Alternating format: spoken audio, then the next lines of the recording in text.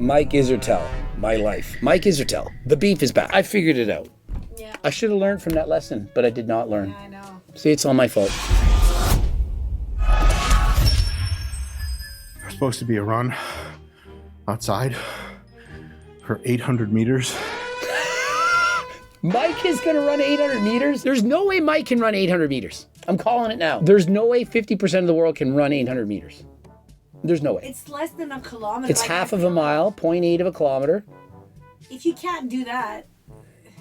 Okay, let's just hear this out. Mom and dad, there's no way they can run 800 meters. Most people, I think, would struggle to run one telephone pole to the next.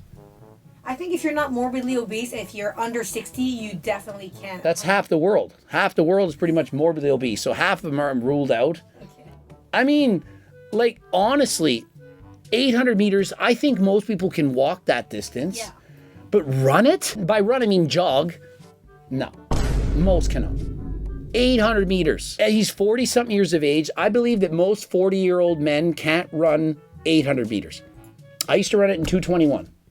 Did you ever run the 800? I used to run the 400, 800, the mile. I was better at like 10K. But yeah, I used to run this.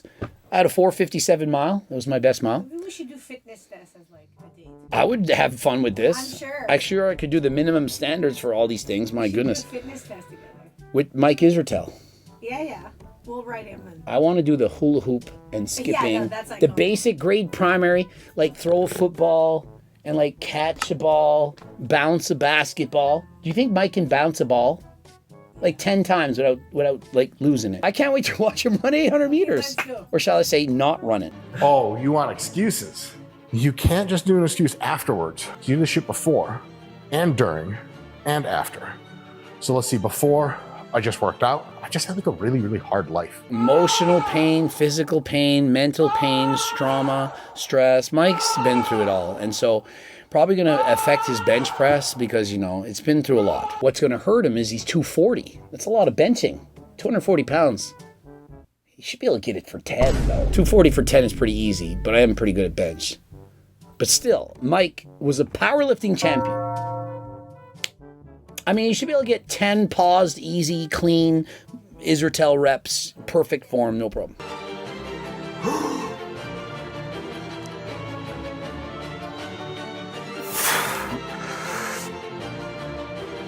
Two. Here we go. I mean, it was continuous reps, right? It's not in a minute. Why did he do only 2? There's no way Mike can only do 2 reps. I mean, did the bar look like it was slowing down maybe a little bit?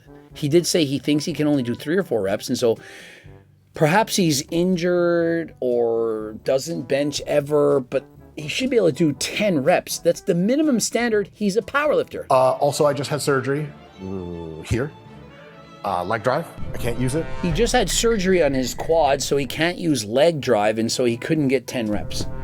He should be able to have his legs laying down on the bench with no leg drive, pause it for a second, and get 10 reps with ease. He's a champion.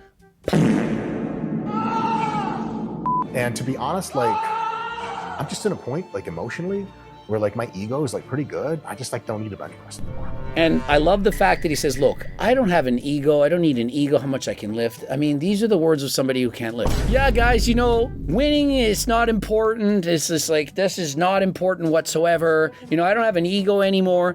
That's loser talk. That's last place person talk. This is a man who wants his IFBB Pro card. He clearly wants to be a winner. And so the reason he's saying it doesn't matter how much I can bench press is because he can't bench press. I mean, doesn't that make sense? Like, let's say I couldn't run a mile in 3 minutes. I would say, guys, I don't need to run. I'm a bodybuilder. I'm for the aesthetics. I don't care how fast I can run. It's coping. It's so much copium. How much copium did he take? He probably took the 25 milligram dose. Those are the strong ones. I recommend you only start with the 10s. And Mike hit 2. So didn't expect that. Expected a little bit more, hands on a bar. But you know, we're here to be surprised. You know, we're here. This is a moment. We're enjoying it. And this guy, I expected more, but hey, you know, we're here. We're supportive. We're experiencing this together. Like, this sounds like something I would have come up with a phys ed teacher when the kid couldn't walk the straight line. Like, hey, everybody, the floor is lava. You all got to run on the red line. And there's some kids and they're just falling over. They can't walk. They have no balance. They're kids in grade primary. It's okay. It's all about fun. The lava's your friend. It wasn't really his friend. It was meant to burn him alive. But I didn't want to tell him that. He's 5. He didn't want to have nightmares that night. It's true. I told a kid that there was Casper. There's a bike going like this, and there was no one sitting on it. It was one of those ergometers, and it would just keep spinning for like 5 minutes after you're done. And so he comes with me to put the basketballs away. He's like, oh, the bike is going. I'm like, yeah, Casper's riding the bike. It's just a friendly ghost. And he went and told his parents. The parents called the school. I got in trouble. No way. The kid thought there was a ghost in the school. I was the one that told him. I was trying to be funny. It's our friendly ghost, Casper. He rides in the equipment room when no one's around. He was freaking out. He was 9. I was like, is he not old enough for this? He did end up talking to himself a lot. Didn't learn my lesson. Ended up making a joke about Hussein Farhat being on a 16-month cycle. Everyone believed it. And so, wait, it's coming around. It's full circle now. People are morons. They believe anything you say. I mean, Casper was riding the bike. Yeah, he believed it. that was a kid. Those kids are now older. And so when they hear Hussein Farhat did a 16-month cycle and there was a polymorphism that allowed him to keep all the gains, they're like, oh, yeah. It's not the kids' fault. The kids are gullible. We teach kids about Santa Claus and all these things, and then they grow up and then they don't know what to believe and what not to believe. I figured it out. Yeah. I should have learned from that lesson, but I did not learn. Yeah, I know. See, it's all my fault. Mental health's a big thing Yo, now, man. mental health awareness, I'm bro. not trying to have you leave here with mental scar tissue that lasts forever. He just said, I don't want Mike to leave with mental scar issues that will last forever. Ship is sailing. We're talking about Mike with mental scars. He only has the mental scars. He has the physical scars to prove it from the evasive surgeries that he's been getting to cure his body dysmorphia. He has several in the works. We're talking about a man who's more expressive on everything he's been through than perhaps anyone that I've ever met. That lasts a lot longer than physical scar tissue. We want to leave you good pat on the butt, man. Have a good day, you know? Send you home with some balloons. I mean, he would enjoy the pat on the butt. The rest of it, I'm not too sure. The last time I had a pat on the butt and balloons were involved, there was a clown also. And my psychiatrist says I just keep bringing that up. Yeah, see, he brings up the clown and the butt and the balloons. I mean, what has Mike been through? Imagine that book. Wait till he releases that book. Yeah. Mike Isreatel, My Life. Mike Isreatel, the beef is back. What happened to me? What happened? Why? What? When? Who, what, when, where, and why? Time starts now!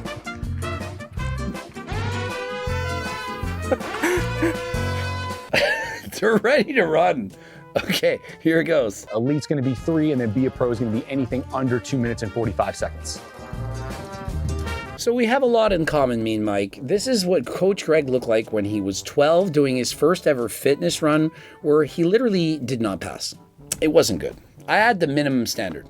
I did actually pass, but it was very minimally. Mike, he's even slower than that. Now, this story did in fact have a happy ending. I did train for an entire year. I came back and got the highest award you could get and began to do triathlons. Mike is running this slower than last time. It is a jog. I would call it more of a shuffle. He's essentially walking quickly. He does not look very athletic. Runners, you see the shoulders, they rotate, they move. Mike is essentially like a robot. He essentially looks like ChatGPT in version 1. ChatGPT the robot, part 1.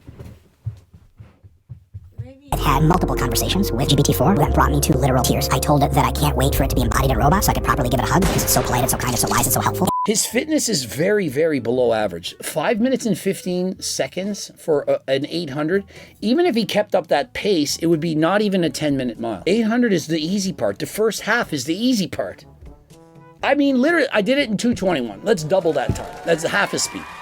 4 minutes and 42. That would be slow. It's 5 minutes and 15.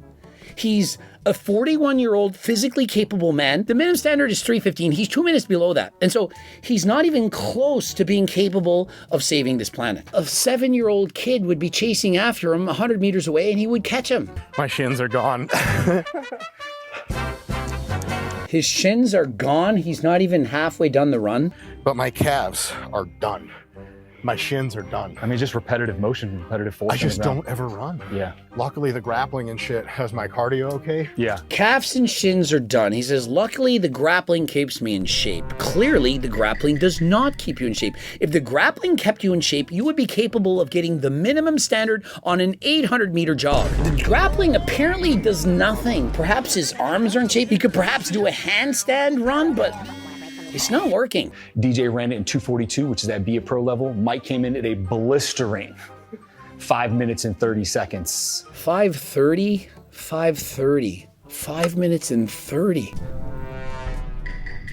Like, I'm pretty sure that there's a cardiovascular fitness test that you get and you do after a heart attack, and you walk for 6 minutes, and some people are probably going 800 meters, walking quickly. It's 5.5 miles an hour, so it is faster than walking, so you do have to give him some credit.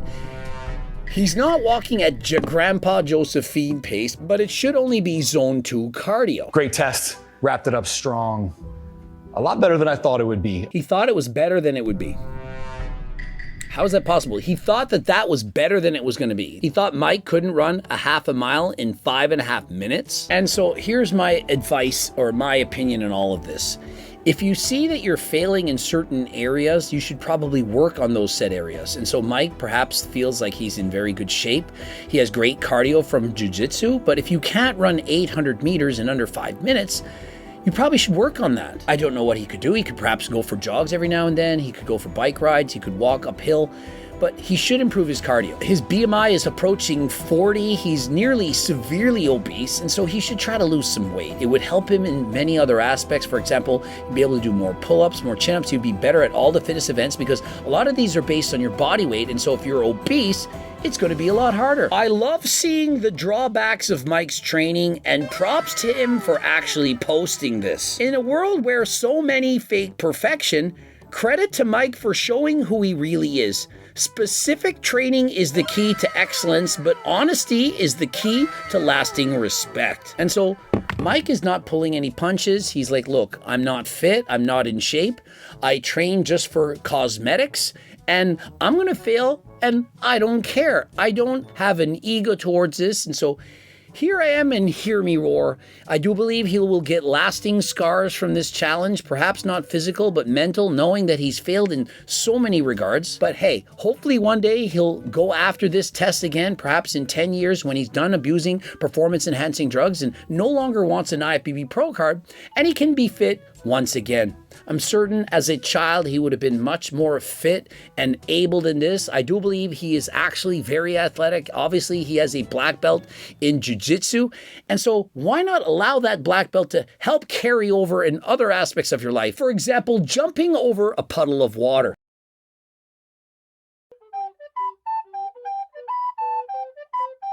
Don't fucking play with me. You'll only end up playing with yourself. I'm the kind of game you'll never win. Now, interested in coaching? Click the link in the description. You can apply right now. Of course, we have all the supplements, Seco bars, for example, the Cookbook 3.1, the Circle Diet Book. Click the link in the description. You can get Momentous clothing as well. Subscribe. Click the bell button. Watch one bloop. Don't bother with the second one. And bye.